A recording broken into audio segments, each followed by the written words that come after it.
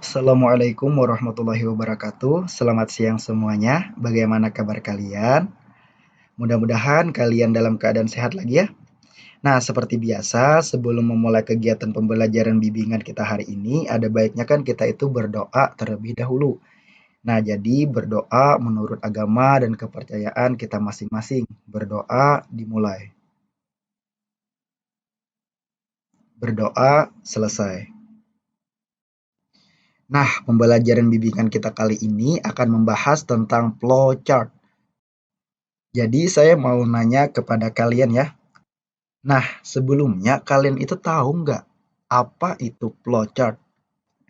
Oke, langsung saya jelaskan saja ya pengertian dan fungsi flowchart. Apa itu flowchart? Nah, flowchart itu adalah suatu bagan dengan simbol-simbol tertentu yang menggambarkan urutan, proses secara mendetil, dan hubungan antara suatu proses atau instruksi dengan proses lainnya dalam suatu program. Sebelumnya kita membahas tentang algoritma kan. Nah, misal algoritma mengantar surat ke kantor pos kemarin. Nah, tapi sebelumnya kita itu kan membuat tentang algoritmanya saja yang langkah-langkahnya proses satu persatu. Nah, jadi sekarang algoritma yang kemarin kita buat, kita gabungkan atau kita buat lagi menggunakan flowchart yang berupa simbol-simbol. Nah, tapi saya jelaskan dulu ya fungsi flowchart dan lain-lain terlebih dahulu. Oke, kita lanjut ke fungsi flowchart. Nah, yang pertama di sini menggambarkan proses-proses produksi sehingga mudah dipahami dan mudah dilihat berdasarkan urutan langkah dari suatu proses ke proses lainnya. Yang kedua di sini menyederhanakan rangkaian proses atau prosedur untuk memudahkan pemahaman pengguna terhadap informasi tersebut. Kita lanjut lagi ke macam-macam flowchart. Nah, yang pertama di sini flowchart itu macam-macamnya ada flowchart system, yang kedua ada flowchart dokumen, yang ketiga ada flowchart skematik, yang keempat ada flowchart program, dan yang kelima ada flowchart proses. Nah, jadi kita masuk ke flowchart pertama, flowchart system. Nah, flowchart system itu atau bagan alir sistem merupakan bagan yang menunjukkan proses pekerjaan di dalam sistem. Kita lanjut lagi ke flowchart dokumen. Nah, jadi flowchart dokumen di sini merupakan bagan alir yang menunjukkan arus dari laporan dan formulir, termasuk tembusan-tembusannya. Nah, berfungsinya itu untuk menelusuri alur dari data yang ditulis melalui sistem. Kita lanjut ke flowchart sistematik. Nah, flowchart sistematik itu merupakan bagan yang mirip dengan flowchart sistem, yaitu untuk menggambarkan suatu sistem atau prosedur. Oke, kita lanjut lagi ke flowchart program. Nah, merupakan bagan yang menjelaskan keterangan lebih rinci tentang langkah-langkah dari proses program. Nah, kita lanjut lagi ke flowchart proses.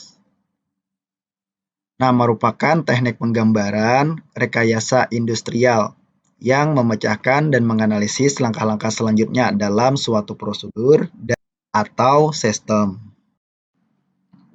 Oke, kita masuk ke simbol-simbol flowchart. Nah, jadi flowchart ini kan memiliki banyak simbol-simbol. Nah, jadi kita langsung saja. Nah, yang pertama di sini kan ada flow direction symbol, yaitu simbol yang digunakan untuk menghubungkan antara simbol yang satu dengan simbol yang lain. Simbol ini bisa disebut juga connecting line, yang bentuknya itu kayak panah. Yang kedua, di sini ada terminator simbol, yaitu simbol untuk permulaan, start, atau akhir, stop dari suatu kegiatan. Oke, kita lanjut ke konektor simbol lagi, yaitu simbol untuk keluar masuk atau penyambung proses pada lebar atau halaman yang berbeda. Selanjutnya, proses simbol, simbol yang menunjukkan pengolahan yang dilakukan oleh komputer. Oke, kita lanjut ke simbol manual input yang ada di pojok kanan atas. Nah, itu simbol untuk pemasukan data secara manual online ke keyboard. Nah, selanjutnya simbol preparation Simbol untuk mempersiapkan penyimpanan yang akan digunakan sebagai tempat pengolahan data storage. Selanjutnya di sini ada simbol display, simbol yang menyatakan peralatan output yang digunakan yaitu layar, plotter, printer, dan sebagainya. Simbol disk and online storage. Nah, itu simbol yang menyatakan input yang berasal dari disk atau simpanan ke disk. Kita lanjutkan lagi. Nah, di sini ada sistem manual operation. Nah, sistem yang menunjukkan pengolahan yang tidak dilakukan oleh komputer. Nah, ini adalah simbolnya. Nah, kita lanjut lagi. Sistem decision. Simbol pemilihan proses berdasarkan kondisi yang ada. Nah, segitiga ini simbolnya. Kita lanjut lagi ke simbol input-output, yang mana simbol yang menyatakan proses input-output tanpa tergantung dengan jenis peralatannya. Nah, ini simbolnya. Oke, kita lanjut lagi ke atas samping kanan, ada simbol magnetic tape unit.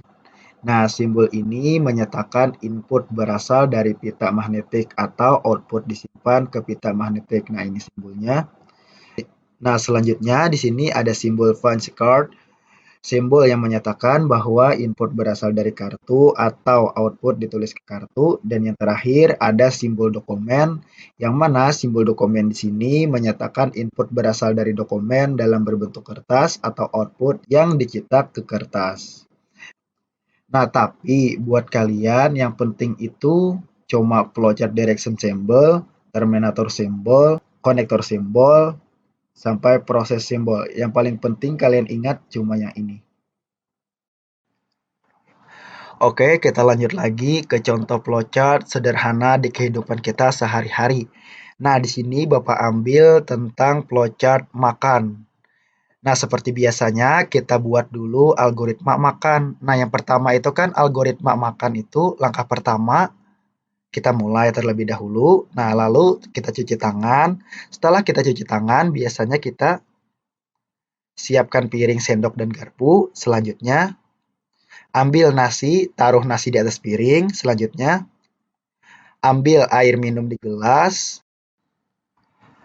Nah, setelah itu, kita membaca doa sebelum makan. Nah, selanjutnya, makan. Nah, setelah makan, kita kan biasanya baca doa sesudah makan. Nah, sesudah makan itu kan langsung selesai. Oke, setelah kita membuat algoritma makan ini, selanjutnya kita buat flowchart-nya atau simbolnya.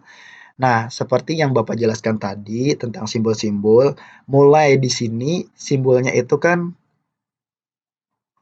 mulai atau start itu kan simbolnya menggunakan terminator. Simbolnya seperti kotak keopal-opalan. Nah, yang seperti ini. Nah, lalu dihubungkan dengan flow line atau garis alir. Nah, seperti ini. Cuci tangan. Nah, karena cuci tangan ini proses, nah simbol dari proses itu kan kotak seperti ini. Nah, lalu kita hubungkan lagi dengan flow line. Oke, kita lanjut ke siapkan piring, sendok, dan garpu. Nah, di sini kan sama saja proses pengolahan data.